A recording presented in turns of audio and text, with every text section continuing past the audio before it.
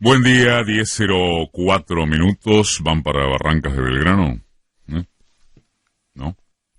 Empecemos o sigamos por un aspecto que no es centro de cuestión, pero creemos que sí interesa porque algunos, tantos, muchos, se interesan porque la cuestión sea ese centro. Me refiero a la obsesión de una gran parte del establishment mediático por instalar cualquier tema, literalmente cualquier tema, que aleje el tratamiento profundo sobre la catástrofe económica y que revela hasta dónde llega el desconcierto del aparato oficialista. Y también se trata de eludir información sobre el cerco judicial que, en forma inevitable, habrá de precipitarse sobre los administradores macristas una vez que dejen el poder. Son actos reflejos, se diría que de desesperación, pero sobre esto en particular volvemos dentro de unas líneas, un ratito. Están los continuos indicadores, mayormente financieros, si es por atención periodística, que muestran la sangría de reservas monetarias capaz de dejar exánime a la gestión entrante. Y está la decisión fondomonetarista, mal disimulada, muy mal disimulada, de no renegociar, ni siquiera negociar aún más cosa que la que pueda tratarse de esa manera con el gobierno que se va.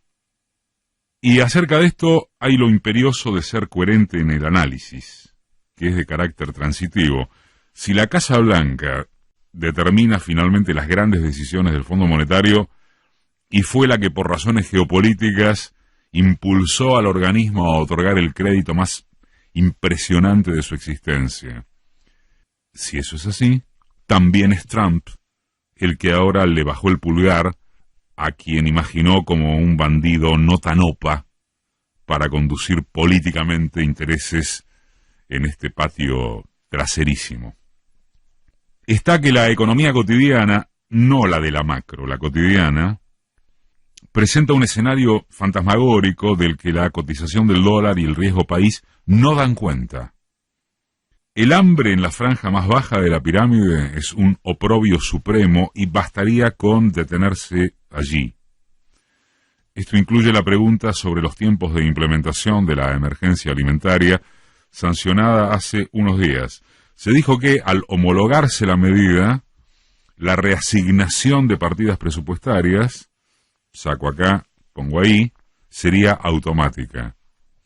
¿Comenzó a ocurrir? Indagamos sobre esto y lo contamos en unos minutos. Varios escalones por debajo de esa urgencia absoluta, que es el hambre, no la macro, hay cadenas de pago completamente cortadas.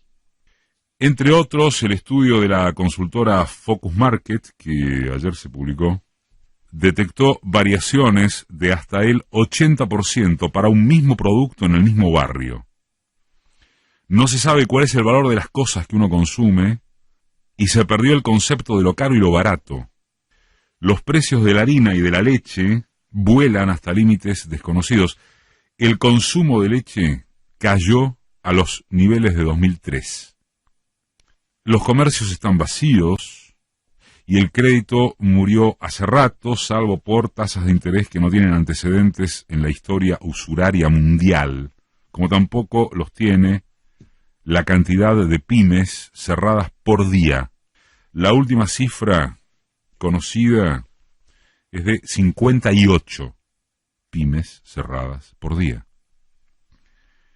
Hay un vacío de poder significado por un gobierno saliente que ya no da pie con bola ni para emprolijar la instrumentación de un bono de 5.000 pesos, que en verdad tampoco es un bono, y que solo pueden afrontar las grandes empresas del sector privado.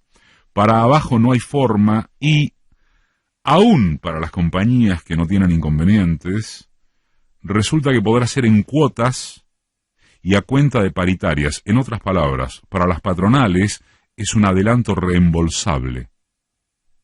Un desquicio que, al margen de lo exiguo de las cifras y encima se la cuotifica, hizo incurrir en sucesivas contradicciones a algún funcionario que todavía pone la cara. Creo que queda Sica nada más. Y está que, mientras Macri inicia esta tarde su tour de despedida, se suman los indicios de ese futuro judicial complicadísimo que aguarda al equipazo desde el 10 de diciembre. Quizá antes. La Corte rechazó el recurso que pretendía dormir el expediente del Curreo argentino, que data de 2002 y compromete al grupo Macri a nivel de toda la familia, presidente incluido. El ministro de Transporte, Guillermo Dittrich, y el ex titular de Vialidad, Javier Iguacel, ya están imputados por haber permitido que varias empresas de peaje siguieran operando, aunque sus concesiones estaban vencidas. La Oficina Anticorrupción, que encabeza Laura Alonso, fue condenada a entregar en 15 días todos los registros que hace un año viene ocultándole a la Auditoría General de la Nación. Esto solo por citar las novedades de esta semana. Entonces, volvemos al comienzo.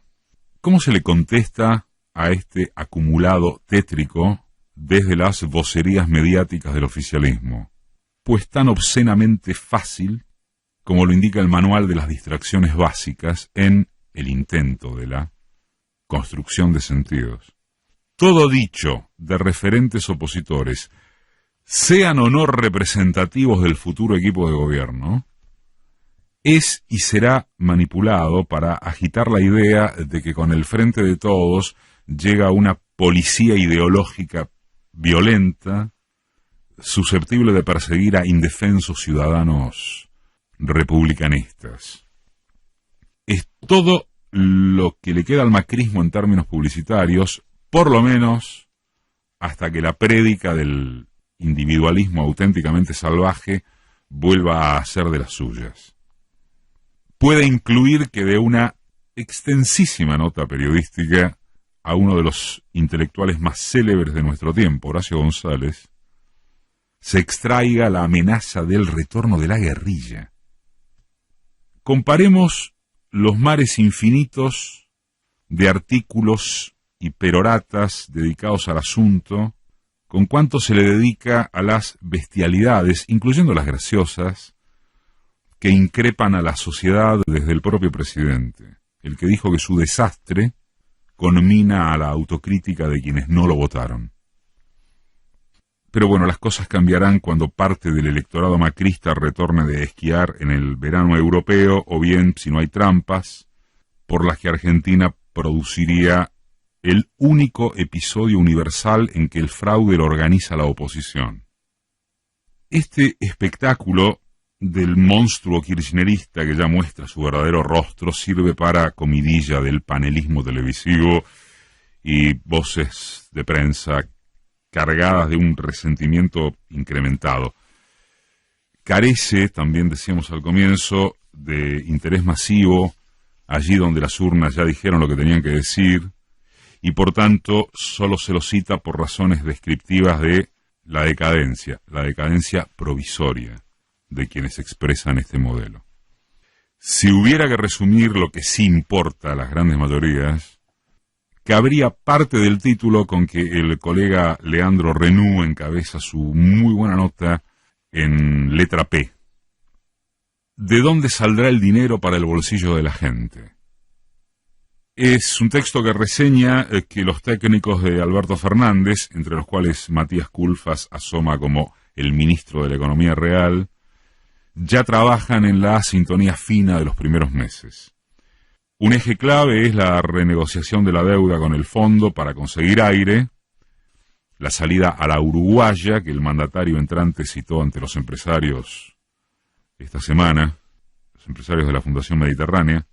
Algunos otros dicen que si no hay quita, la salida de uruguaya no sirve, si no hay quita en el pago de intereses.